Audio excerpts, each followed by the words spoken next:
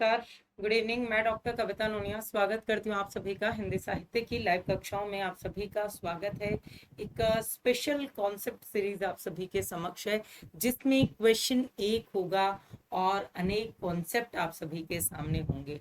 जी हाँ, तो यहाँ पर आप सभी आज के हमारे सेशन से जुड़े हैं, तो जल्दी जल्दी से सेशन को लाइक और शेयर कर दीजिए। और जल्द से जल्द जो है वो हमारी इस सेशन की टाइमिंग को आप सभी नोट डाउन जरूर कर लीजिए। जो आप सभी की मंडे टू फ्राइडे आपकी क्लासेस होती है यूट्यूब पर 7:30 बजे, और ऐप पे जो आपकी क्लासेस होती है वो रात को 9 बजे बिल्कुल फ्री क्लासेस आपकी होती हैं। कमेंट सेक्शन में बता दीजिए कि आप सबको वॉइस, वीडियो एंड पीपीटी बिल्कुल क्लियर है। और अगर आपने अभी तक हमारे चैनल को सब्सक्राइब नहीं किया है तो सब्सक्राइब कर लीजिए, बेल आइकन को प्रेस कर लीजिए, ताकि आपकी कोई भी क्लासेस जो है वो मिस ना हो। आप सभी देख पा रहे हैं कि जो आप आज का हमारा सेशन रहेगा, क्वेश्चन एक और कॉन्सेप्ट अनेक, यानी कि एक क्वेश्चन यहाँ पर हम करेंगे, लेकिन उसमें से आपको 10, 15, 20 क्वेश्चन आपको अलग से मिल जाएंगे। ठीक है, इस वीक में जो हमारी क्लासेस होंगी वो आपकी भाषा वाली यूनिट को लेकर के इन कॉन्सेप्ट को समझाने का प्रयास जो है वो पूरा पूरा मेरा यहाँ पर आपका रहेगा। तो प्रश्न आप सभी के समक्ष आएगा और आपको पूरे ध्यान से इस प्रश्न को पढ़ना है, समझना है और अपने जहन में जो है उसके आंसर को रखना है, उसके बाद आंसर करना है। मैं आप सभी को उसके कॉन्सेप्ट को समझाऊंगी, डिटेल में हम बात करेंगे इस कॉन्सेप्ट को लेकर के।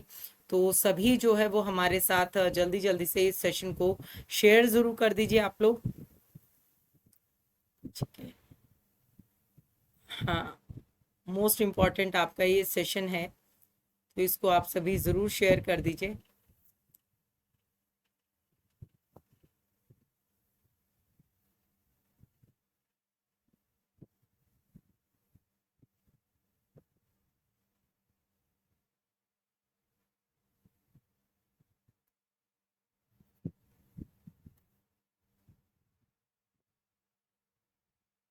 हम्म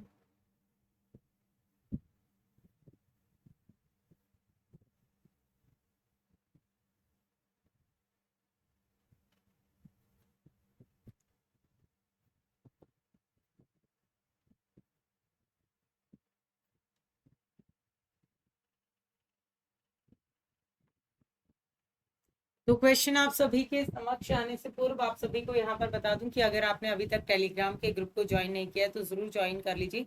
कविता मैम टेक्स्ट बुक के नाम से आपको ये टेलीग्राम का ग्रुप मिलेगा, जिसे आप सभी जरूर ज्वाइन कर लीजिए, ताकि आपको कक्षा परीक्षा संबंधी सभी महत्वपूर्ण सूचनाएं जो है वो मिलती रहे। तो ये है आपका आज का प्रश्न, जिसे हम डिटेल से कॉन्सेप्ट वाइज आपकी भाषा वाली यूनिट को समझेंगे कि राजस्थानी हिंदी के संबंध में कौन सा कथन जो है वो सही है। देखिए, यह शॉर्ट यानी अपभ्रंश की उपभाषा है। जयपुरी को ढूंढानी भी कहते हैं। सिरोही, बागड़ी, थली, शेखावाटी आदि मेवाती की प्रमुख उपबोलियां हैं। मेवाती बोली मव जाति के निवास स्थान मेवात क्षेत्र की बोली है। मालवी में कारकों में कर्म के साथ ती अथा कारण के साथ खे का प्रयोग होता है। तो राजस्थानी हिंदी के संबंध में कौन सा कथन सही है, इसका आपको आंसर करना है। फिर हम इसे समझते हैं डिटेल में।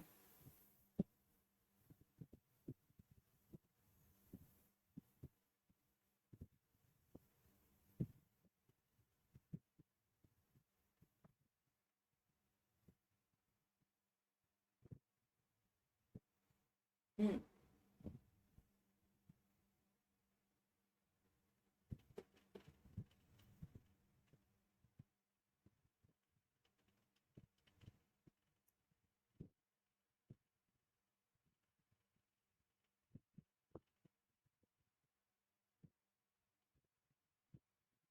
तो देखिए, यहाँ पर जब इस क्वेश्चन को तो हम सॉल्व करेंगे ही, पहले इसमें जो मुख्य चीजें आई हैं भाई, शॉर्टशन या अपभ्रंश आया है। अपभ्रंश का जो स्वरूप है, क्योंकि जब आप भाषा के विकास की बात करते हैं तो आपको भाषा का विकास प्राचीन भारतीय आर्य भाषाएं, मध्यकालीन भारतीय आर्य भाषाएं और आधुनिक भारतीय आर्य भाषाओं के रूप में मिलता है।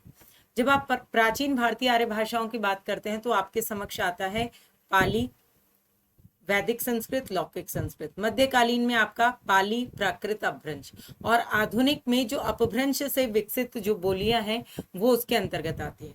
तो उन सभी को आप सभी यहाँ पर कैसे जो है वो उनका अध्ययन करेंगे कि देखिए, क्योंकि इसमें शॉर्ट शैनी अपभ्रंश की बात की गई है, तो शॉर्ट शैनी जो आपका अपभ्रंश है, शॉर्ट शैनी अपभ्रंश से कौन सी विकसित होती है आपकी? पश्चिमी हिंदी।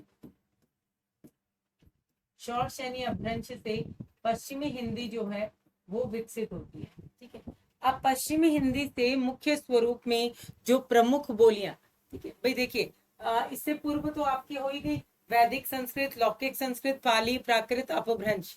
अब अपभ्रंश जो आधुनिक जो बोली थी उसमें जो आपकी आधुनिक बोलियां उससे जो विकसित हुई, मध्यकालीन भारतीय आर्य भाषाओं में 3 भाग आ गए, पाली, प्राकृत, अपभ्रंश। पाली जिसको प्रथम प्राकृत कहते हैं, प्राकृत जिसको द्वितीय प्राकृत कहते हैं या मूल प्राकृत कहते हैं, और तृतीय जो है वो आपकी जो अपभ्रंश है उसको तृतीय प्राकृत के नाम से भी पुकारा जाता है। तो आपकी जो शॉर्ट शैनी अपभ्रंश आप सभी के समक्ष आती है, तो इस क्योंकि अपभ्रंश के बहुत सारे रूप थे, शॉर्ट शैनी अपभ्रंश, मागधी अपभ्रंश, अर्ध मागधी अपभ्रंश, ब्राचड़ अपभ्रंश, खस अपभ्रंश, इस तरह से पैशाची अपभ्रंश, वो अपभ्रंश के रूप, उनसे बहुत सारी आधुनिक बोलियां जो है वो विकसित हुई।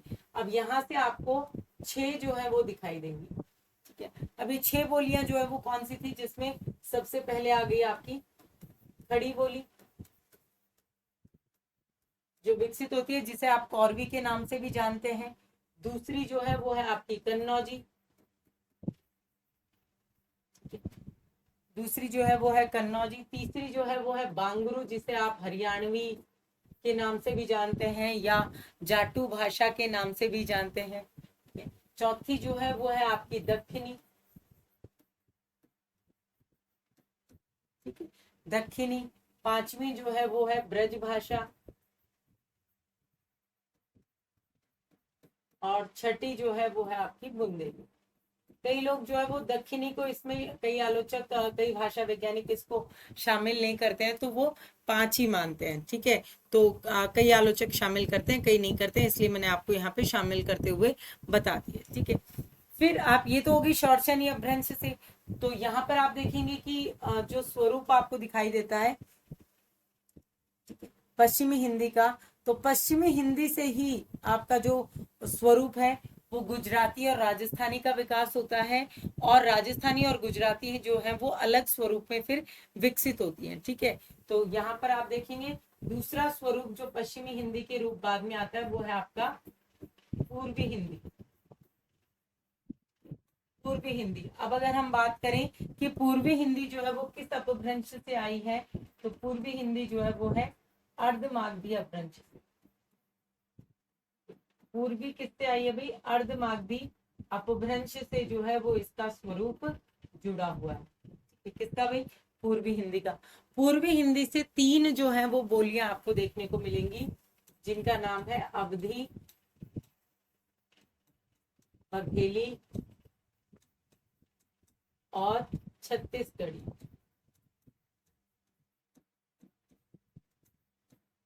अवधी, बघेली और छत्तीसगढ़ी। उसके बाद में आप देखेंगे तो वो आ जाएगी आपकी मागधी अपभ्रंश। अब मैंने देखिए मागधी और शॉर्ट शैनी के बीच में लिखा है अर्धमागधी को, क्योंकि अर्धमागधी जो है वो आपके मागधी और शॉर्ट शैनी के बीच की बोली है। ठीक है, ये मागधी और शॉर्ट शैनी मतलब जो शूरसेन प्रदेश, मथुरा और उसके आसपास के प्रदेश में बोली जाती थी, उसे शॉर्ट शैनी कहा गया था। ये मगध के क्षेत्र में, तो इन दोनों के जो बीच की बोली, इन दोनों का जो मिक्सअप जिसे हम कह सकते हैं, वो आपकी अर्धमागधी कहलाती है। यहाँ से आती है हमारी बिहारी हिंदी। बिहारी हिंदी का स्वरूप आपको देखने को मिलेगा। अब बिहारी हिंदी जो आपकी आती है उससे 3 बोलियां निकलती हैं, मगही, मैथिली, मगही, मैथिली और भोजपुरी। ठीक है, मगही, मैथिली, भोजपुरी जो है आपकी इससे संबंधित है। अब अगर हम बात करें राजस्थानी की, जिससे संबंधित आपका ये प्रश्न पूछा गया है, तो राजस्थानी भाषा की अगर आप बात करेंगे तो कौन सी अपभ्रंश से आ जाएगी आपकी, शौरसेनी अपभ्रंश से आ जाएगी, शौरसेनी अपभ्रंश से। और शौरसेनी अपभ्रंश से में भी आपकी किससे विकसित हो जाएगी, पश्चिमी हिंदी से, और पश्चिमी से आपकी राजस्थानी। अब क्यों, क्योंकि अलग से क्यों हो गई, क्योंकि इसकी खुद की जो है वो आपको 4 बोलियां देखने को मिलेगी, ठीक है, जैसे मेवाती, मालवी या ढूंढाड़ी, जिसे जयपुरी भी कहा जाता है, और आपकी मारवाड़ी। इन चारों को पूर्वी राजस्थानी, उत्तरी राजस्थानी, दक्षिणी राजस्थानी और पश्चिमी राजस्थानी के नाम से भी जाना जाता है, ठीक है। तो ये स्वरूप आ गया। उसके अलावा भी आप देखेंगे तो जैसे अलग अलग और जो आपकी बोलियां हैं, भाषाएं हैं, वो इससे और भी प्रभावित होती चली गई, और भी उनका विकास जो है अपभ्रंश के स्वरूप में होता चला गया। जैसे बिहारी उपभाषा के स्वरूप में आपकी विकसित हुई, बिहारी से आपकी आ गई। राजस्थानी भी जो आई ये आपकी, ये राजस्थानी उपभाषा के स्वरूप में आई। ऐसी पहाड़ी, जिससे आपकी गढ़वाली नेपाली का स्वरूप आपका आ जाता है, ठीक है। तो ये वर्णन जो है वो हमें देखने को मिलता है। अगर आप बात करें ब्रज भाषा, तो ब्रज भाषा जो है वो मुख्य रूप से आपको मथुरा, आगरा, वृंदावन, ठीक है, इन क्षेत्रों पर, रामपुर, मुरादाबाद, यहाँ पर देखने को नहीं। जो आपकी ब्रज भाषा की हम बात करें तो मथुरा, आगरा, अलीगढ़, ठीक है, इन क्षेत्रों में, एटा, बदायूं, ठीक है, भरतपुर, करौली, इन क्षेत्रों में आपको ब्रज भाषा देखने को मिलेगी। कन्नौजी की बात करें तो ये कान्य कुब्ज से जो है ये शब्द आया है। इटावा, फर्रुखाबाद वगैरह में आपको कन्नौजी का स्वरूप जो है वो देखने को मिलेगा। खड़ी बोली का आधार जो है वो आपका जैसे मेरठ और उसके आसपास के क्षेत्र जो है, जैसे मुरादाबाद है, रामपुर वगैरह, दिल्ली और उसके आसपास के क्षेत्रों में खड़ी बोली का स्वरूप देखने को मिलता है। बुंदेली जो आपकी बुंदेलखंड से ताल्लुक रखती है, और बुंदेला राजपूत के आधिपत्य के कारण जो है इसका स्वरूप हमारे समक्ष आया था। उत्तर प्रदेश की जैसे झांसी है, हमीरपुर है, मध्य प्रदेश का सागर, ओरछा और इस तरह का होशंगाबाद का क्षेत्र है, वहां पर आपकी बुंदेली बोली जाती है। हरियाणवी जो बांगरू है, बांगरू जिसे हरियाणवी या जाटू भाषा भी कहा जाता है, उसका मूल जो है आपका हरियाणवी का स्वरूप ही आता है, ठीक है। ऐसी आपकी जो पूर्वी हिंदी है, जिसमें अवधि, अवध का क्षेत्र, जिसमें आपके तुलसीदास जी वगैरह का स्वरूप देखने को मिलेगा। सूफी वाली अवधि, उसमें संस्कृत निष्ठता नहीं थी, इस तरह का वर्णन आपको देखने को मिलेगा। तो वैसे आपकी बघेली बघेलखंड से संबंधित होगी, छत्तीसगढ़ी छत्तीसगढ़ से संबंधित होगा। बिहारी हिंदी के अंतर्गत वैसे आपकी मगही मैथिली, भोजपुरी मैथिली के मैथिली कोकिल के नाम से जो आपके विद्यापति को जाना जाता है। तो ये तो हुआ आपका उस क्वेश्चन से निकलने वाली जो डिटेल है, जिनको आपको समझना बहुत जरूरी है, क्योंकि इसमें से भी आपके बहुत सारे क्वेश्चन बन सकते हैं। कई बार ये पूछ लिया जाता है अवधि किस अपभ्रंश से है, बीच वाला नहीं पूछते, पूर्वी हिंदी नहीं पूछते, अवधि किस अपभ्रंश से है, ठीक है, या मगही किस अपभ्रंश से है। तो डायरेक्ट संबंध जो है वो किस अपभ्रंश से निकली है, ऐसे पूछ लिया जाता है। तो ये आपको तीनों क्राइटेरिया जो है इसके पूरी तरह से ध्यान रखने हैं। और जब हम इसके प्रश्न पर आगे बढ़ते हैं, ये प्रश्न जब हमारे समक्ष आता है, तो इस प्रश्न से संबंधित जो आंसर आपको देखने को यहाँ पर मिलेगा वो क्या होगा कि भाई क्या सही है इसके संबंध में। तो शौरसेनी अपभ्रंश की है, अभी मैंने आपको बताया, राजस्थानी, तो ये आपका सही हो गया। जयपुरी को ढूंढाड़ी भी कहते हैं, ये भी मैंने अभी आपको बताया। जयपुरी को ढूंढाड़, पहले जयपुर को ढूंढाड़ प्रदेश कहा जाता था, तो जयपुरी को ढूंढाड़ी भी कहा जाता है। सिरोही, बागड़ी, थली, शेखावाटी आदि मेवाती की प्रमुख बोलियां हैं। तो ये मेवाती की प्रमुख बोलियां नहीं, ये किसकी है, मारवाड़ी की, क्योंकि मारवाड़ी का जो प्रदेश है उसको शेखावाटी का क्षेत्र भी कहा जाता है, जहां पर शेखावाटी में मारवाड़ी बोली जाती है, ठीक है। तो ये मारवाड़ स्वरूप से आ गया आपका, तो ये वाला आपका गलत हो गया। दूसरा आप देखेंगे जो मेवाती बोली मव जाति के निवास स्थान मेवात क्षेत्र में बोली जाती है, ये भी आपका सही है। तो मालवी में कारकों में कर्म के साथ ती और कारण के साथ खे का प्रयोग होता है।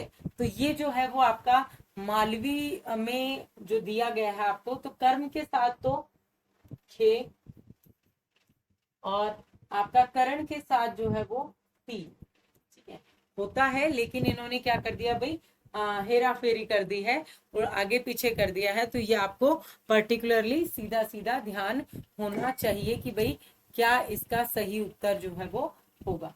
तो ये आपका हो गया आज का इस क्वेश्चन का आंसर, ए, बी और डी। ठीक है,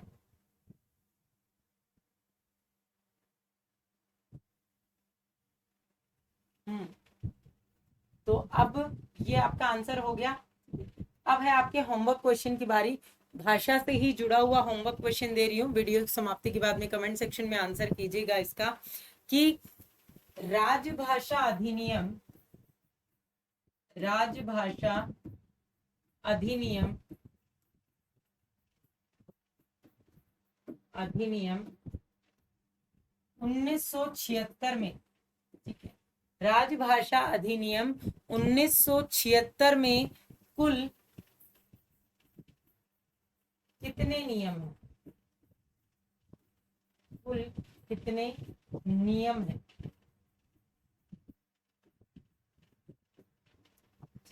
इस होमवर्क क्वेश्चन का आंसर आप सभी को करना है और कल आपसे मुलाकात होगी यूट्यूब पर ही। टाइमिंग आप सभी नोट कर लीजिए। एक क्वेश्चन कॉन्सेप्ट अनेक, क्वेश्चन एक कॉन्सेप्ट अनेक, इसी तरह के सीरीज में। तो आप सभी हमारे साथ बने रहे। मैं डॉक्टर कविता नूनी आपको धन्यवाद देती हूँ। मुलाकात होगी आपसे नेक्स्ट सेशन में। टाइमिंग आप सभी नोट डाउन कर लीजिए कि आपकी कोई भी क्लासेस मिस ना हो, और चैनल को सभी सब्सक्राइब जरूर कर लीजिए। चलिए, थैंक यू।